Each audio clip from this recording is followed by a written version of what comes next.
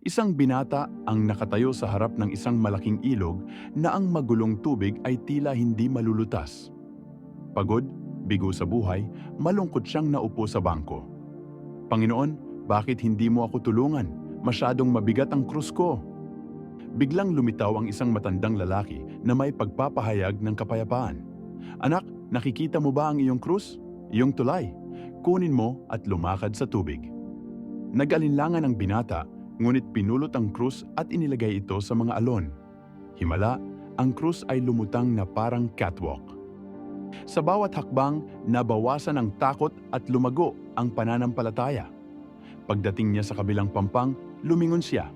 Hindi nagbago ang ilog, ngunit ngayon alam niya na ang krus, kapag niyakap, ay hindi isang pasanin kundi isang paraan ng pag-unlad.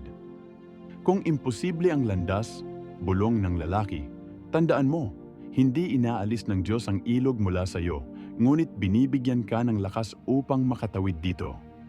Kung nagustuhan mo ang video, magkomento ng Amen.